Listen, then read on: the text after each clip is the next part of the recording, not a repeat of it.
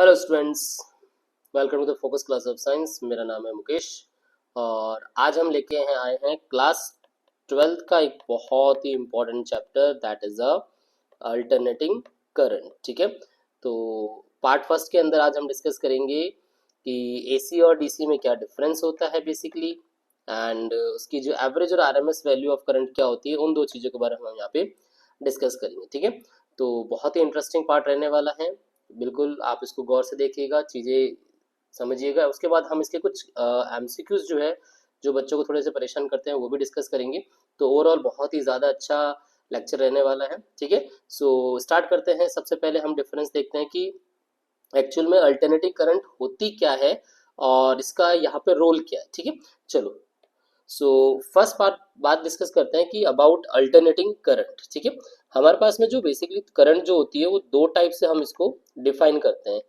एक तो होती है हमारी अल्टरनेटिव करंट और एक होती है हमारी डायरेक्ट करंट। दोनों में मेजर डिफरेंस क्या होता है पहले वो देखते हैं यहाँ पर, कि हम बेसिकली इन दोनों के बीच में मेजर डिफरेंस क्या कंसीडर करते हैं। सबसे पहले बात करते हैं डायरेक्ट करंट की। तो डायरेक्ट करंट प्रोड्यूस कैसे होती है? तो ये जो प्रोड्यूस होती है ये होती है आपके सेल या फिर बैटरी से।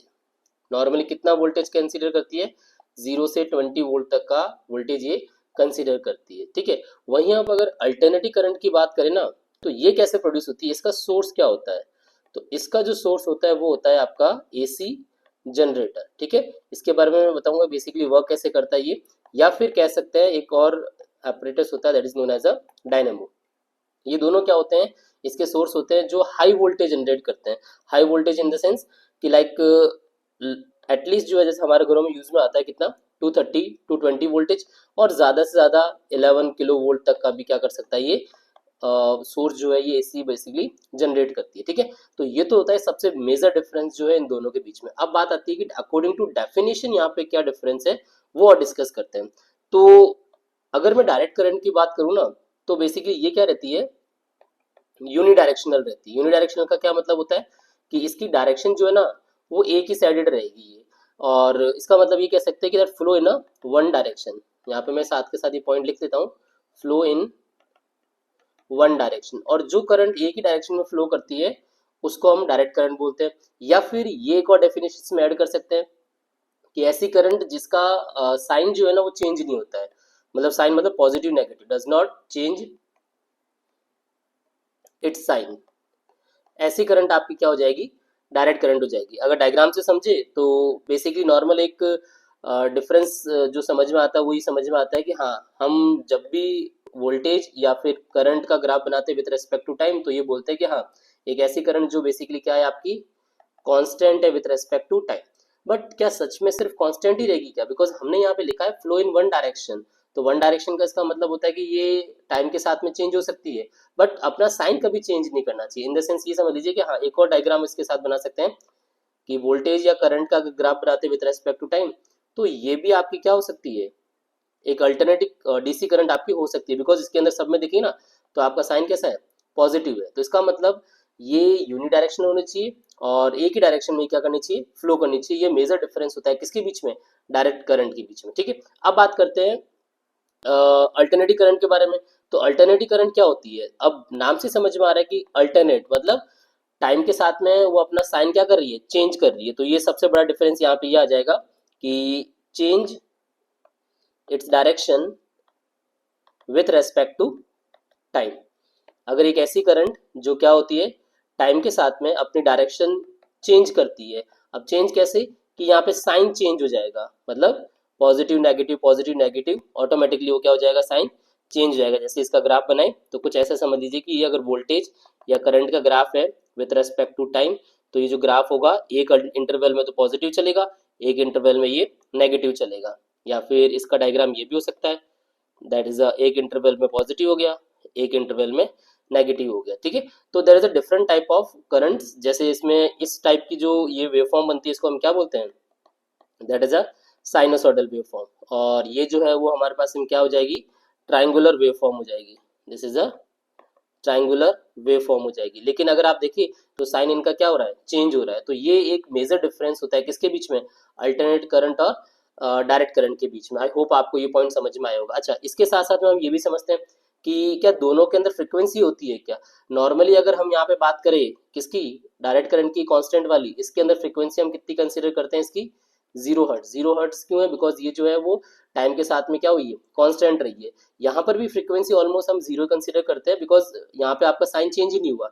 बट इनके अंदर देखिए, इन दोनों में देखें तो फ्रीक्वेंसी आपकी क्या हो रही है, चेंज हो रही है। और कितनी चेंज हो रही है फ्रीक्वेंसी, जैसे अगर हम बात करें इंडिया के अंदर जो बेसिक एसी सोर्स होता है वो होता है हमारा 230 वोल्ट और 50 हर्ट्ज फ्रीक्वेंसी। 50 हर्ट्ज का मतलब क्या हो जाता है कि पर सेकंड जो है वो 50 टाइम्स जो करंट है ना या वोल्टेज है वो अल्टरनेट अपना साइन क्या कर रहा है, चेंज कर रहा है। ये तो हो गया मेजर डिफरेंस जो हम डिस्कस करते हैं किसके बीच में, एसी करंट और डीसी करंट के बीच में। आई होप आपको ये वाला पॉइंट तो क्लियर हुआ होगा। ठीक है, ओके। इसके बाद में हम बात करते हैं कि इसके बेसिक फंडामेंटल क्या होते हैं उसके साथ में, या फिर ये कह सकते हैं कि इनके बेसिक यूजेस क्या होते हैं। जैसे दूसरा ये कह सकते हैं कि जो आपकी एसी सोर्स होती है ये इजी प्रोड्यूस होती है, ज़्यादा इसके अंदर आपको मतलब वर्क नहीं करना पड़ता है। जबकि डीसी करंट है ना वो डिफिकल्ट टू प्रोड्यूस होती है। रीज़न क्या होता है कि एक तो इसका वोल्टेज बहुत कम होता है, और वोल्टेज बहुत कम होता है इसका मतलब अगर हाई वोल्टेज जनरेट करना चाहते हो तो आपको बहुत डिफिकल्टी फील होती है यहाँ पे। एसी करंट जो होगी ये आपकी क्या रहती है, चीप रहती है, मतलब 99% आपको ये बेनिफिशियल देती है। बट डीसी करंट जो है वो कॉस्टली रहेगी। अगर आप इसके अंदर बात करें कि जैसे 9 वोल्ट की अगर बैटरी लेके आते हैं तो ऑलमोस्ट ऑलमोस्ट जो है वो 20 रुपीज़ की आती है। इसका मतलब 9 वोल्ट के लिए आपको इतना ज़्यादा अमाउंट देना पड़ रहा है। जबकि अगर एसी की बात करें तो 9 वोल्ट अगर नॉर्मली अपन बात करें कमर्शियल यूनिट के अंदर कि 1 किलोवाट जो आ रहा है उसका जो प्राइस होता है वो लगभग 8.5 रुपीज़ होता है। इसका मतलब इतनी बिजली खपत पे भी आपको 8.5 रुपये समथिंग देना पड़ रहा है। इसका मतलब ये थोड़ी सी आपके लिए चीप रहती है। ठीक है, सबसे इंपॉर्टेंट पॉइंट कि इसके अंदर जो ट्रांसमिशन लाइंस में हीट लॉस होता है ना वो बहुत कम होता है। इसमें हीट लॉस जो होगा वो मिनिमम रहेगा। हीट लॉस मिनिमम का क्या सेंस हो जाएगा कि अगर आपकी करंट जो है वो एक जगह से ए पॉइंट से बी पॉइंट तक हमको ट्रांसपोर्ट करनी है, जैसे लगभग 220 किलोमीटर तक आपको इसको क्या करना चाहते हो, ट्रांसमिशन में यूज लेना चाहते हो, तो इसके अंदर हीट लॉस का जो रीजन है वो बहुत कम हो जाएगा। जबकि इसके अंदर हीट लॉस क्या रहेगी, मैक्सिमम हीट लॉस रहेगी। अगर आप नॉर्मली एक वायर में भी अगर आप करंट फ्लो करवाते हो एक पॉइंट से दूसरे पॉइंट तक, तो ये वायर जो है हाई वोल्टेज बहुत ज्यादा क्या हो जाएगा, गर्म हो जाएगा ये। तो ये तो हो गए हमारे सबसे मेजर जो डिफरेंस है एसी और डीसी के बीच में। आई होप आपको ये से पहला पॉइंट तो क्लियर हुआ होगा। There are so many points जो मैंने यहाँ पे अभी मेंशन किए हैं, ये हमारे किसके बीच में हो गए, एसी और डीसी के बीच में मेजर डिफरेंस हो गया। ठीक है, अब आते हैं हम सेकंड पॉइंट के अंदर कि हमारा इसका जो सेकंड सोर्स है वो क्या चीज है। ठीक है, चलो तो नेक्स्ट स्लाइड पे आते हैं। जो हमारा नेक्स्ट पोर्शन है कि अगर आप एसी या डीसी सोर्स की बात करते हैं तो उसकी एवरेज वैल्यू क्या होती है वो हम डिस्कस करते हैं यहाँ पे। ठीक है, एवरेज वैल्यू क्या होगी पहले मैं बता देता हूँ। नॉर्मली अभी हमने बोला कि इसका जो एसी का जो सोर्स होता है वो होता है AC generator. AC generator basically क्या होता है कि एक मैग्नेट के बीच में एक कॉइल जो है वो इस तरीके से रखी जाती है, and due to the magnetic field ये जो कॉइल है ये आपकी मूव करती है, जिसकी वजह से इसका फ्लक्स क्या होता है, चेंज होता है। और जब फ्लक्स चेंज होता है तो इसमें क्या इंड्यूस होगा, दैट इंड्यूस ईएमएफ। और वो जो ईएमएफ इंड्यूस होगा उसका क्या एक्सप्रेशन होगा, that E is equal to N B A omega sine omega T. B यहाँ पे मैग्नेटिक फील्ड को बता रहा है, एरिया, एंड ओमेगा जो है इसकी एंगुलर फ्रिक्वेंसी को बता रहा है। इस एक्सप्रेशन को ही कुछ ऐसा लिखा जाता है, E is equal to E naught sine omega T. और यहाँ से हमें पता चलता है कि एसी जनरेटर से जो आपका ईएमएफ इंड्यूस होगा that would be in the form of sinusoidal. ठीक है, तो इसी से हम क्या करते हैं, इसकी एवरेज वैल्यू कंसीडर करते हैं कि पर्टिकुलर साइकिल के अंदर जैसे इसका जो ग्राफ बनेगा वो ग्राफ कैसा बनेगा, ये इस तरीके का एक साइनोसॉइडल ग्राफ बनता है। जो इसकी मैक्सिमम वैल्यू होती है वो कितनी होती है, ई नॉट होती है, और टाइम के साथ में क्या हो रहा है, ये चेंज हो रहा है। अब टाइम की बात करें तो लाइक जैसे ये आपका हो जाएगा t/4, this is your t/2, and जो ये रिजल्ट होता है ये t होता है। ठीक है, तो इसका मतलब ये कह सकते हैं कि एक पर्टिकुलर पूरा साइकिल कवर करने में जिसकी वेवलेंथ लैम्डा है इसको कितना टाइम पीरियड लगता है, कैपिटल टी टाइम पीरियड लगता है। ठीक है, ये ई नॉट जो है इसकी मैक्सिमम वैल्यू को बता रहा है, ये ध्यान रखिएगा, this is the maximum EMF. ठीक है, ओके। अब आते हैं वापस अपने पॉइंट पे कि इसी दौरान आपको क्या निकालना होता है कि कंप्लीट साइकिल के दौरान इस एसी जनरेटर में जो ईएमएफ होगा या वोल्टेज होगा उसकी एवरेज वैल्यू क्या होती है। तो एवरेज वैल्यू कैसे कंसीडर करते हैं, पहले इसके बारे में समझते हैं। किसी भी चीज का एवरेज निकालने का क्या फॉर्मूला होता है, कि that total value upon total time. तो इसका मतलब अगर आप करंट या फिर वोल्टेज का एवरेज निकालते हैं तो बेसिक फॉर्मूला क्या हो जाएगा, करंट की बात करें तो ये फॉर्मूला होता है आपका चार्ज अपॉन टाइम होता है। इसका मतलब ये हो गया कि अगर आप इसके रेस्पेक्ट में देखते हैं, ये तो हो गया हमारा एवरेज करंट का फॉर्मूला, और यहीं पे अगर मैं बात करूं इंस्टेंटेनियस करंट का फॉर्मूला क्या होगा, तो इस फॉर्मूले को हम लिखते हैं डी क्यू अपॉन में डी टी। तो अगर आप टोटल चार्ज निकालना चाहते हैं इंस्टेंटेनियस करंट के थ्रू तो ये फॉर्मूला हो जाएगा आई डॉट डी टी, दोनों साइड इंटीग्रेट कर लीजिए तो यहाँ से आपको टोटल चार्ज मिल जाएगा that I dot D T का इंटीग्रेशन। अब ये तो मिला हमें चार्ज की वैल्यू, हमें निकालनी होती है एवरेज करंट की वैल्यू। अब एवरेज करंट होता है आपका टोटल चार्ज क्यू और टोटल टाइम। तो इस फॉर्मूले को कैसे कैलकुलेट करोगे, कैलकुलेट हो जाएगा आई dot D T divide by total time. अब आप इसके अंदर लिमिट अप्लाई करके क्या निकाल सकते हो, टोटल वैल्यू यहाँ पे निकाल सकते हो। तो ये हमारे पास क्या मिल जाता है, फॉर्मूला मिल जाता है किसका, एवरेज करंट का। ऐसा फॉर्मूला आप हर एक के लिए अप्लाई कर सकते हो, ये सिर्फ इसी पर्टिकुलर एक्सप्रेशन के लिए नहीं है। अगर आप यहाँ पे चाहे तो जैसे वी एवरेज निकालना चाहते हैं तो उसके लिए क्या फॉर्मूला हो जाएगा, V dot D T divide by total time. ऐसे ही आप पर्टिकुलर पावर निकालना चाहते हैं, एवरेज पावर निकालना चाहते हैं तो इसका फॉर्मूला क्या हो जाएगा, P dot D T divide by total time. ऐसे तो इस तरीके से आपको क्या मिल जाएगा, एक बेसिक फंडामेंटल मिल जाएगा, मतलब एक यहाँ पे कॉन्सेप्ट मिल जाएगा एवरेज वैल्यू निकालने का। ठीक है, अब आते हैं हमारे इस पॉइंट के ऊपर कि किस तरीके से आपको एसी करंट जो है उसका वोल्टेज या फिर उसका एवरेज करंट वैल्यू कैसे डिटरमाइन करते हैं, इसके एक्सप्रेशन को समझते हैं यहाँ पे। ठीक है, तो हमने दो फॉर्मूले यहाँ पे पढ़ लिए कि जो एसी जनरेटर के थ्रू इंस्टेंटेनियस वोल्टेज का या इंस्टेंटेनियस वोल्टेज का जो फॉर्मूला मिलता है वो हमारे पास क्या मिला, that is a V naught sine omega T. अगर ये किसी सोर्स के साथ में कनेक्ट होगा, जैसे ये हमारे पास में एक वायर है जिसका रेजिस्टेंस कितना आर है, इसके साथ में अगर ये एसी सोर्स कनेक्ट कर रखा है जिसका वैल्यू कितना है V naught sine omega T, और इसमें करंट कितनी फ्लो कर रही है आई, तो इस दौरान जो इसका करंट का रिजल्ट आएगा वो कितना मिलेगा। अगर इसके अंदर हम केसीएल अप्लाई करें, यहाँ पे केसीएल अप्लाई करें तो आई इज इक्वल टू क्या मिलेगा, that is a I naught sine omega T. ठीक है, तो ये हमारे पास रिजल्ट मिल गया किसका, करंट का, और ये रिजल्ट किसका मिल गया, वोल्टेज का। ठीक है, तो ये दो फॉर्मूले हैं, इसी को हम अप्लाई करेंगे किसके अंदर, एवरेज करंट के अंदर। आई होप ये वाला पॉइंट आपको क्लियर हुआ होगा। चलिए तो इसका डेरिवेशन देखते हैं नेक्स्ट स्लाइड के अंदर एवरेज वैल्यू का। तो फॉर्मूले को इसको अप्लाई करते हैं, सबसे पहले बात करते हैं किसके लिए, फुल साइकिल के लिए बात करते हैं कि फुल साइकिल मतलब कितना, कि अगर ये आपकी साइनसोइडल वेव है तो जीरो से लेके ये जो टी टाइम तक है इसके अंदर टोटल एवरेज वैल्यू क्या मिलेगी वो डिस्कस करते हैं। तो I average is equal to I dot D T, limit zero से कहाँ तक हो जाएगी, टी तक हो जाएगी, और टोटल टाइम कितना लिया इसने, टी टाइम लिया। ठीक है, एक्सप्रेशन की वैल्यू पुट करते हैं कि इंस्टेंटेनियस करंट कितना मिला था, तो वो हमें मिला है I naught sine omega T, limit zero से टी हो जाएगी divide by total time. Solve करते हैं, आई नॉट कॉन्स्टेंट बाहर आ जाएगा, साइन का इंटीग्रेशन क्या हो जाएगा, that is a minus cos omega T divide by omega, limit कहाँ से कहाँ तक, जीरो से टी तक। चलिए अब एक बार वैल्यू पुट कर लेते हैं यहाँ पर। अच्छा एक चीज और यहाँ पे बता देता हूँ कि जो ये ओमेगा होता है इसका टाइम पीरियड के साथ रिलेशन क्या होता है, that is a two pi upon में टी। ठीक है, तो इसको मैं यहाँ पे पुट भी करूंगा आई नॉट टी, और ये जो अपॉन में ओमेगा है इसकी वैल्यू भी पुट करेंगे, माइनस बाहर शिफ्ट कर दीजिए, कॉस ओमेगा पहले अपर लिमिट पुट करेंगे माइनस लोअर लिमिट हो जाएगी, वैल्यू देखते हैं कितनी आती है, आई नॉट माइनस का टी, ओमेगा की जगह क्या पुट करोगे टू पाई अपॉन टी, और यहाँ पर भी कॉस ओमेगा की जगह क्या रिप्लेस कर दो टू पाई अपॉन में T multiply by T minus cos zero की वैल्यू होती है वन, टी से टी आपका कैंसिल आउट हो जाएगा एंड कॉस टू पाई की वैल्यू होती है कितनी, वन हो जाती है। तो इसका मतलब ये हुआ, ये टी से T cancel out, I naught upon में two pi, this is a one minus one, and ये कैंसिल आउट होगी, एवरेज वैल्यू कितनी मिलेगी, जीरो मिलेगी। तो इसका मतलब ये हो जाएगी फुल साइकिल के लिए जो टोटल वैल्यू आ रही है कितनी आ रही है, जीरो, क्योंकि यहाँ पे जितना आपका प्लस साइन में चल रहा है उतना ही आपका माइनस साइन में चल रहा है। तो एज अ एल्जेब्रिक सम अगर देखें तो इसका टोटल रिजल्ट कितना हो जाएगा, एवरेज वैल्यू ऑफ करंट कितनी हो जाएगी, जीरो हो जाएगी फॉर अ फुल साइकिल के लिए। तो ये तो एक बहुत अंडरस्टैंडेबल थिंग होगी जो बहुत इजीली समझ में आ गई।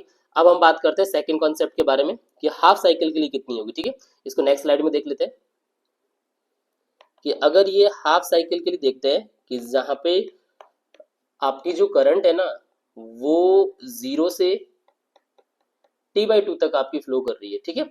तब उस केस के अंदर देखते हैं कि इसका हाफ साइकिल में एवरेज वैल्यू कितना आएगा। एक्सप्रेशन वापस लिखते हैं, that is the I average, limit कहाँ से कहाँ तक हो जाएगी, 0 से T/2, this is the I naught sine omega t, and time कितना है टोटल, T/2। चलो इसको सॉल्व करते हैं, this is a 2/T, I not constant है बाहर आ जाएगा, एंड इंटीग्रेशन कितना हो जाएगा इसका, again minus cos omega T divide by omega, limit 0 से T/2 हो जाएगी।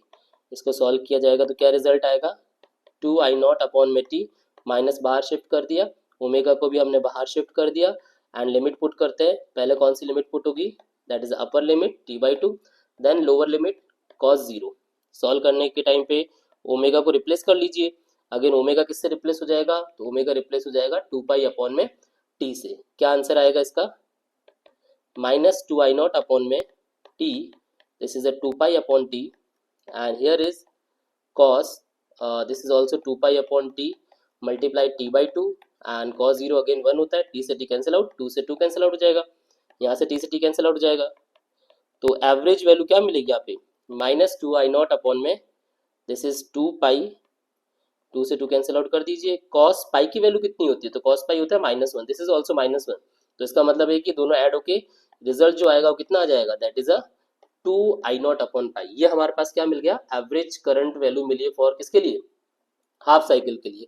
तो इस एक्सप्रेशन से ये पता चल रहा है कि पॉजिटिव या नेगेटिव किसी एक में अगर ये वेरी करता है तो उसका रिजल्ट कितना आने वाला है एवरेज करंट का total through out the time के लिए। अगर इसको पूरा सिंप्लीफाई किया, 2/पाई की वैल्यू अगर हम सिंप्लीफाई भी करें तो क्या रिजल्ट आएगा, ये हमारे पास आएगा 0.637 आएगा off peak value of current. इसका मतलब ये हो जाएगा कि हाफ साइकिल के लिए करंट की जो वैल्यू होगी लगभग कितने परसेंट होगी, 63% ऑफ पीक वैल्यू होगी। इसका मतलब ये कह सकते हैं कि अगर आपका ये हाफ साइकिल जो ग्राफ बनेगा कुछ इस तरीके से, तो यहाँ से लेके यहाँ तक की जो वैल्यू होती है ये इसकी पीक वैल्यू होती है। तो इसका मतलब ये हो गया कि जो टोटल करंट होगी ना, average current, that would B 63.7% off peak value. इसका मतलब कहीं यहाँ पे लाई करेगा, that is the average value of current, ठीक है। ये फॉर्मूला आप सिमिलर किसके लिए अप्लाई कर सकते हैं, एवरेज वोल्टेज के लिए भी, that would B 2V0 upon pi, मतलब 0.637 ऑफ V0, ठीक है। तो ये आपका EMF वोल्टेज के लिए भी अप्लाई हो सकता है और करंट के लिए भी अप्लाई हो सकता है। आई होप आपको ये पॉइंट तो क्लियर हुआ होगा। तो ये तो हमारा पहला टॉपिक हो जाता है जिसके अंदर हमने क्या डिटरमाइन किया, एवरेज वैल्यू कैसे निकालते हैं ये डिटरमाइन किया। सेकंड पॉइंट आता है अब इसके अंदर कि एक और टॉपिक है हमारा जिसको हम बोलते हैं that is a RMS value of current या फिर वोल्टेज। चलो पहले इसके बारे में बात करते हैं कि आरएमएस एक्चुअल में होता क्या है। ये समझ लीजिए, अगर नॉर्मल लैंग्वेज में बोले कि this is a basic relation between AC and DC. चलो पहले बात करते हैं कि ये बेसिक रिलेशन क्या बता रहा है, इसके बारे में समझते हैं। ये समझ लीजिए कि ना आपके पास में दो अलग अलग सोर्सेज है, ये नॉर्मल वाटर फिल किया और मैंने इसके अंदर एक हीटर लगाया, ये मैंने एक हीटर लगाया, और एक दूसरा सोर्स ये वाला है, इसमें भी मैंने पानी फिल किया और इसके अंदर एक दूसरा हीटर लगाया, ये इसको तो कनेक्ट कर दिया मैंने डीसी से और इसको कनेक्ट कर दिया किससे, एसी से।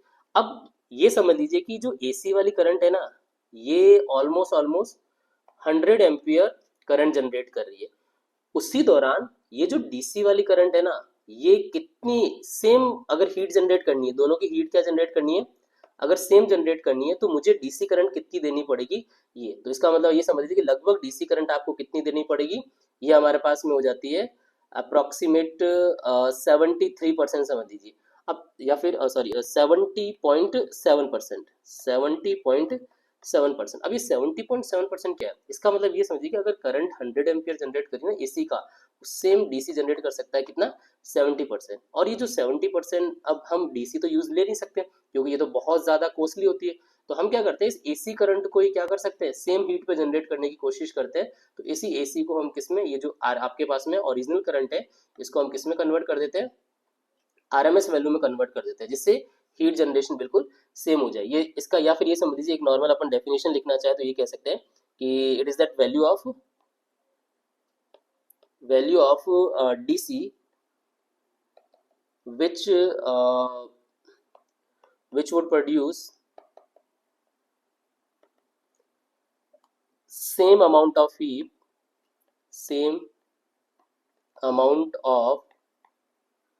heat through a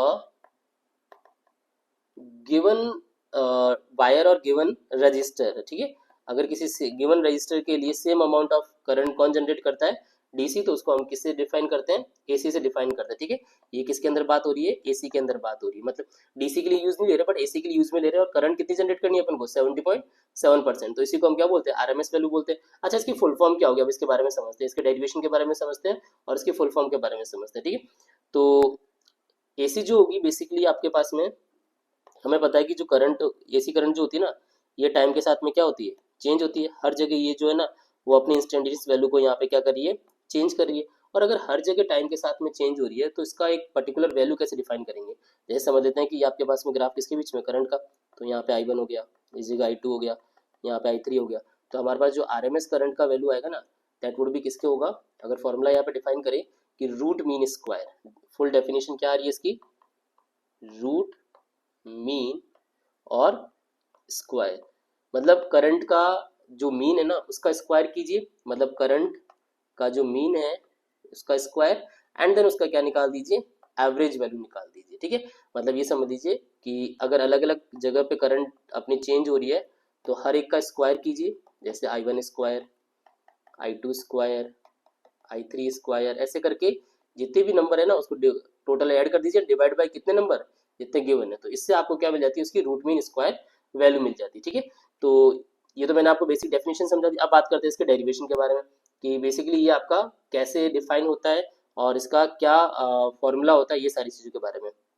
अब जैसे आपको रूट मीन स्क्वायर निकालना है, इसका मतलब सबसे पहले आपको क्या निकालना पड़ेगा, एवरेज का स्क्वायर निकालना पड़ेगा। इसका मतलब फॉर्मूला तो आपको वही रहेगा, अगर अपन फुल साइकिल के लिए निकालते हैं, और वैसे एवरेज जो आरएमएस वैल्यू होगी फुल साइकिल ही निकलेगी, तो पहले एवरेज का स्क्वायर निकालते हैं, that is a instantaneous current का स्क्वायर डॉट dt, लिमिट 0 से t तक हो जाएगी, और टाइम कितना हो जाएगा, दैट इज अ dt, या फिर टोटल टाइम t हो जाएगा। तो वैल्यू पुट करते हैं, इंस्टेंटेनियस करंट कितना हो जाएगा हमारा, I naught square sine square omega T dot dt, and divide में टोटल टाइम कितना है, t है। आगे डिराइव करें इसको, that I square average, I naught square constant था बाहर आ गया, अपॉन में t है ही, लिमिट 0 से t। साइन स्क्वायर को कैसे डिराइव किया, तो साइन स्क्वायर को डिराइव करने के लिए हम एक फॉर्मूला यूज में लेते हैं, that is a cos 2 theta is equal to, that is a cos 2 theta is equal to 1 minus 2 sin square theta। इसको अगर हम थोड़ा सा अरेंज करें तो sin square theta कितना मिलेगा, 1 minus cos 2 theta divide by 2। तो इस फॉर्मूले को यहाँ पे चेंज करते हैं कि साइन स्क्वायर ओमेगा टी है, तो अगर इसको चेंज करूँ तो क्या रिजल्ट आएगा, 1 minus cos 2 omega T divide by 2 dot D T, ठीक है। इसी वैल्यू को हम क्या करते हैं, इंटीग्रेट करते हैं, तो रिजल्ट आ जाएगा I naught square upon 2t, limit 0 से t। एक आपको 1 का इंटीग्रेशन करना है और एक इंटीग्रेशन करना है किसका, cos 2 ओमेगा टी का, ठीक है। अलग अलग इंटीग्रेशन करते हैं एक बार, तो रिजल्ट क्या आएगा, I naught square upon t, 1 का इंटीग्रेशन तो हो जाएगा स्मॉल t, एंड cos का इंटीग्रेशन हो जाएगा sine 2 omega t and divide by 2 omega, limit कहाँ से कहाँ तक, 0 से t तक, ठीक है। अब बात करते हैं कि यहाँ पर ये जो एक्सप्रेशन है ना हमारा, that is a sine 2 omega t, ये कितनी वैल्यू यहाँ पे कैरी करेगा, इसके बारे में बात करते हैं। तो एवरेज अगर फुल साइकिल की बात करें, तो साइन का जो ग्राफ अभी हमने पढ़ा था कि एक पूरा कंप्लीट साइकिल चलता है, तो इसकी एवरेज वैल्यू कितनी होती है, 0 होती है। इसका मतलब इस एक्सप्रेशन को हम यहाँ पे क्या कंसीडर कर लेते हैं, लिमिट 0 से t के लिए 0 ही ले लेते हैं, और बचता फिर हमारा स्मॉल t है। चलो इसमें लिमिट पुट करते हैं, तो I square average is equal to I naught square upon 2t, और लिमिट्स कहाँ से कहाँ तक हो जाएगी, स्मॉल t 0 से कैपिटल T। चलिए वैल्यू पुट करते हैं, तो आई स्क्वायर एवरेज कितना आएगा, I naught square 2t into capital T से t कैंसिल आउट हो जाएगा। तो जो रिजल्ट आया हमारा एवरेज करंट की स्क्वायर का, वो कितना मिला है, आई नॉट स्क्वायर अपॉन में 2 मिला है। बट पॉइंट ये है कि हमें एवरेज करंट का स्क्वायर नहीं निकालना, हमें क्या निकालना है, आरएमएस वैल्यू निकालनी है, और आरएमएस वैल्यू निकालने के लिए हमें इसका स्क्वायर का रूट करना पड़ेगा। तो ये जो आई नॉट स्क्वायर अपॉन 2 है इसका रूट कितना हो जाएगा, ये हो जाएगा आई नॉट बाय रूट 2 हो जाएगा। इसका मतलब ये हो गया कि आरएमएस जो करंट है ना ये पीक वैल्यू की कितनी होती है, that is a 1 upon root 2 time. फिर तो वोल्टेज भी सिमिलर होगा कि वी आर एम एस क्या हो जाएगी, तो वी आर एम एस हमारे पास हो जाएगी वी नॉट अपॉन में रूट 2 जाएगी। अच्छा, ये जो रिजल्ट अभी क्या शो कर रहा है, तो इस रिजल्ट से हमें ये क्लियर हो रहा है कि जो करंट आरएमएस करंट है ना ये लगभग 0.707 ऑफ किसकी है, पीक वैल्यू ऑफ है, मतलब इनडायरेक्टली कह दीजिए 70.7% ऑफ पीक वैल्यू। अब मैंने बताया था ना आपको कि जितना AC current 100 ampere heat produce करती है, सिमिलर डीसी जो करंट है ना वो 70.7 एम्पियर पे सेम हीट जनरेट करेगी। तो ये एक रिलेशन बताता है एसी और डीसी के बीच में, जो हमने यहाँ पे अभी चेक किया। ठीक है, तो आपको ये जो फॉर्मूला क्लियर होना चाहिए। अच्छा, दूसरा पॉइंट आता है कि अगर हमारे हाउस होल्ड जो सर्किट्स होते हैं, जो हमारे घरों में करंट आती है उसका वोल्टेज जो होता है वो होता है 220 या 230 वोल्ट हो जाए। ठीक है, और फ्रिक्वेंसी कितनी होती है, 50 हर्ट्ज होती है। इसको हम बोलते हैं दैट इज, ये जो वैल्यू है ना ये, इसी को हम बेसिकली क्या बोलते हैं, ये जो सिग्निफिकेंस है इसी को हम क्या बोलते हैं, वी आर एम एस बोलते हैं, ध्यान रखना। इसका मतलब हमारे घर पे जो बेसिकली जो वोल्टेज आ रहा है ना वो कितना आ रहा है, 220 वोल्टेज आ रहा है, और वो कौन सा वोल्टेज है, R M S value of voltage है। मतलब सिमिलर जो है वो डीसी की तरह वर्क करता है, बट हीट जो है वो कम जनरेट करेगा कम करंट पे। ठीक है, अच्छा, दूसरा पॉइंट आता है फिर हमारे घरों में बेसिकली जो पीक वोल्टेज होगा वो कितना होगा। तो पीक वोल्टेज की अगर हम बात करें तो ये हो जाएगा आपका कि V naught is equal to root 2 time of V R M S. इसका मतलब अगर इसको सॉल्व करें दैट इज 1.41 और ये हो जाएगा 220। तो ये जो अप्रोक्सीमेट आंसर आएगा ना वो लगभग लगभग 311 वोल्ट आएगा, मतलब 311 वोल्ट तक जो है वो हाईएस्ट आपका वोल्टेज आ सकता है। इसीलिए जितने भी अप्लायंसेज होते हैं उनके ऊपर एक पावर रेटिंग और वोल्टेज रेटिंग लिखी रहती है कि हाईएस्ट वोल्टेज कितना यहाँ पे ये सहन कर सकता है। ये तो हाईएस्ट जो वोल्टेज होता है हाउस होल्ड सर्किट्स के अंदर वो आता है कितना, 311 वोल्ट आता है। ठीक है, तो ये तो हमारा टॉपिक हो गया बेसिकली कौन सा, कि आरएमएस और एवरेज वैल्यू जो होती है वो क्या होते हैं और इनके डेरिवेशंस जो है हमने यहाँ पे डिस्कस किए। इसके साथ साथ जो है वो हम इसके कुछ न्यूमेरिकल भी देखते हैं ताकि आपका ये कॉन्सेप्ट और स्ट्रांग हो जाए। ठीक है, तो आते हैं अब यहाँ पे कुछ न्यूमेरिकल के ऊपर, कुछ जनरल जनरल न्यूमेरिकल पिक करते हैं। जैसे क्वेश्चन नंबर फर्स्ट है आपका कि अगर इंस्टेंटेनियस करंट का एक रिजल्ट दे रखा है that I is equal to 100 sine 314t, तो बताओ कि एवरेज वैल्यू कितनी होगी किसके लिए, हाफ साइकिल के लिए। तो हमें पता है कि एवरेज वैल्यू का जो फॉर्मूला होता है हाफ साइकिल के लिए तो वो होता है that is a 2 I naught upon में पाई होता है, या फिर ये कह सकते हैं 0.637 ऑफ आई नॉट। अच्छा, अब यहाँ पे बात करते हैं कि आई नॉट कहाँ से आएगा। तो ये हमारा जो रिजल्ट रख रखा है इसको अगर मैं कंपेयर करूँ तो ये जो 100 है ये हमारा क्या है यहाँ पर आई नॉट है। अच्छा, 314 क्या चीज़ है फिर ये, तो 314 है ये आपका एंगुलर फ्रिक्वेंसी है। तो वैल्यू पुट करते हैं 0.637 इंटू 100, तो आंसर कितना आ गया 63.7 एम्पियर जो है वो आपकी एवरेज वैल्यू होगी। बहुत बेसिक कॉमन क्वेश्चन था ये। चलिए एक और क्वेश्चन पे आते हैं, एक और रिजल्ट थोड़ा सा आप इस इक्वेशन को चेंज करते हैं। I is equal to 4 sine 100 pi t plus 30 degree. ठीक है, ये रिजल्ट लिखा हुआ है करंट का। अब इस करंट के अंदर हमें ये जो 30 डिग्री है ना ये एक्स्ट्रा क्या बता रहा है कि ये फेज डिफरेंस को बता रहा है कि करंट यहाँ पे क्या कर रही है, लीड कर रही है किसको, वोल्टेज को। ये ध्यान रखना कितना एंगल लीड कर रही है, 30 डिग्री लीड कर रही है। अब अगर इसके अंदर इसने क्वेश्चन में नॉर्मली पूछा जाए तो कैसा क्वेश्चन बन सकता है कि current become maximum for first time after t equal to 0 second. अब यहां से तो पता चल रहा है कि करंट जो है ना ये एक्चुअल में 30 डिग्री आगे चल रही है। इसका मतलब इसका ग्राफ जो है ना वो यहाँ से स्टार्ट होगा नॉर्मली, कि ये यहाँ से स्टार्ट हो रहा है, मतलब ये ऐसे चल रहा है इसका ग्राफ, जो इसका ग्राफ चल रहा है कुछ इस तरीके से चल रहा है, मतलब ये π/6 से स्टार्ट हो रहा है। तो ये अगर t इज इक्वल टू 0 की बात करें तो ये करंट अभी भी ऑलरेडी यहाँ पे पहले से क्या है इस जगह चल रही है। अब पॉइंट आएगा कि इस केस के अंदर आपके t इक्वल टू 0 सेकंड के बाद में करंट किस पर्टिकुलर पॉइंट पे क्या होगी, मैक्सिमम होगी, मतलब कितने टाइम बाद ही क्या हो जाएगी, मैक्सिमम हो जाएगी। तो सबसे पहले चेक करते हैं यहाँ पर कि फेजर कितना डिफरेंस आ रहा है। मैक्सिमम का क्या मतलब होता है, करंट आपकी मैक्सिमम होती कहाँ है नॉर्मली, तो हम जानते हैं करंट मैक्सिमम होती है कहाँ पे, 90 डिग्री पे, मतलब उस वक्त फेज डिफरेंस कितना होना चाहिए, π/2 होना चाहिए। तो इसका मतलब ये है कि ये जो रिजल्ट लिखा हुआ है ना, ये एक्चुअल में कितना होना चाहिए, π/2।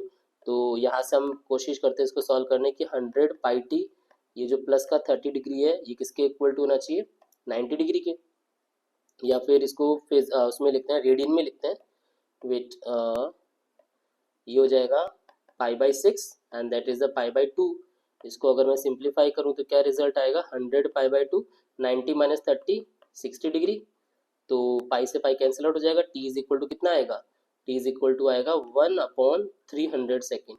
इसका मतलब t इक्वल टू 0 के बाद में कितने सेकंड बाद करंट मैक्सिमम हो गई, 1/300 सेकेंड टाइम बाद ही क्या हो गई, मैक्सिमम हो गई। नॉर्मली अगर बात करें तो 0.33 इंटू 10⁻⁻2 सेकेंड के बाद करंट क्या हो गई, मैक्सिमम हो गई। तो ये हमारा एक फॉर्मूला, एक बेसिकली क्वेश्चन बन जाता है। अच्छा क्वेश्चन, ध्यान रखिएगा ये। एक और क्वेश्चन डिस्कस करते हैं, क्वेश्चन नंबर एक और लेते हैं, थर्ड क्वेश्चन। जैसे कि क्वेश्चन है आपका कि IRMS जो है ना फॉर हाफ साइकिल गिवन है आपको। अब यहाँ पे हाफ साइकिल की IRMS गिवन है, कितना है, 10 एम्पियर। और क्वेश्चन में फ्रीक्वेंसी भी जैसे गिवन है, दैट इज 50 हर्ट्ज। क्वेश्चन ये पूछा है कि the time taken by the current to increase from 0 to maximum। Again वैसा ही क्वेश्चन है, बट इसने पूछा कि कितना टाइम लगेगा 0 से मैक्सिमम होने में। या फिर इसमें आपको आई नॉट भी बताना होता है कि आई नॉट जैसे कितना होगा। तो आई नॉट निकाला तो बड़ा इजी हो रहा है यहाँ पे।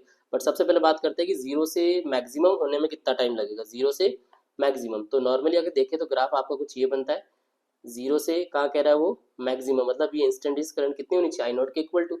एक्सप्रेशन होता है I is equal to I naught sine omega t. अब क्वेश्चन में ये बोला है कि जो इंस्टेंटेनियस करंट है कितनी होनी चाहिए, मैक्सिमम, मतलब आई नॉट होनी चाहिए। तो अगर मैं इसको सिंप्लीफाई करूँ, I naught sine naught cancel out हो जाएगा, that is 1 is equal to sine omega t. अब साइन ओमेगा टी जो है 1 में कब होगा, that would be equal to π/2, 90 degree पे होगा। अगर मैं इसको सॉल्व करें तो टी की वैल्यू क्या मिलेगी, π/2, ओमेगा की वैल्यू होती है 2π में टी, ये कैंसिल आउट जाएगा। तो जो रिजल्ट आएगा वो कितना आएगा, t/4 सेकेंड आएगा। ठीक है, अब यहाँ पे हमारे पास में ये जो रिजल्ट आया वो t/4 सेकेंड आया, लेकिन हमें निकालना है किसके अंदर, एक्चुअल वैल्यू जो सेकेंड्स की होती है वो। गिवन क्या है, RMS वैल्यू फॉर 10 एम्पियर और फ्रीक्वेंसी कितनी है, 50 हर्ट्ज है। तो इसको हम सिंप्लीफाई करते हैं, मैं इसको नेक्स्ट स्लाइड में लेता हूँ कि फ्रीक्वेंसी कितनी है 50 हर्ट्ज और टाइम कितना आया, t/4 आया। टाइम पीरियड को फ्रीक्वेंसी में कन्वर्ट करते तो क्या रिजल्ट आता है, 1/f होता है। तो 1/f इंटू 4। चलिए अब वैल्यू पुट कर दीजिए, यहाँ पर कितना आएगा, 1/50 into 4 and that would B 1/200 second. मतलब 1/200 सेकेंड के अंदर करंट 0 से कहाँ पे हो गई, मैक्सिमम हो गई। अब दूसरी वैल्यू निकालना और इजी हो जाएगी, उसने मैक्सिमम वैल्यू पूछी थी, तो RMS को मल्टीप्लाई कर दो, √2 into 10 that is 1.41 into 10, answer कितना आ जाएगा, 14.1 एम्पियर हो जाएगा। ठीक है, ये क्वेश्चन भी ठीक अच्छा था, बट इसके अंदर आपको जो बेसिक फंडामेंटल थे वो मैंने यहाँ पे कंप्लीट करवाया। ठीक है, एक क्वेश्चन आपके लिए है, इसको आप ट्राई कीजिएगा कि करंट का एक्सप्रेशन कुछ ऐसा दे रखा है, आई नॉट t/टाउ दे रखा है, और आपसे इसमें पूछा है कि RMS वैल्यू बताइए कहाँ से कहाँ के लिए, जब टाइम 0 से कहाँ तक हो, टाउ सेकंड तक हो। ठीक है, तो इस केस के अंदर इस पर्टिकुलर करंट की RMS करंट कितनी होगी ये आपको डिटरमाइन करके मुझे बताना है। ठीक है, नेक्स्ट क्लास के अंदर इसी क्वेश्चन को आगे डिस्कस करेंगे और पार्ट सेकंड के बारे में बात करेंगे कि कैसे करंट का फेजर डायग्राम बनता है और किस तरीके से अगर इसको रजिस्टर, इंडक्टर और कैपेसिटर में करंट चेंज करते हैं तो वोल्टेज और करंट के बीच में क्या रिलेशन आता है वो हम डिस्कस करेंगे हमारे पार्ट सेकंड के लिए। ठीक है, तब तक के लिए आप इस पर्टिकुलर पार्ट को और अच्छे से प्रैक्टिस कीजिए और हमारे वीडियो को पूरा कंप्लीट देखिए। Thank you so much.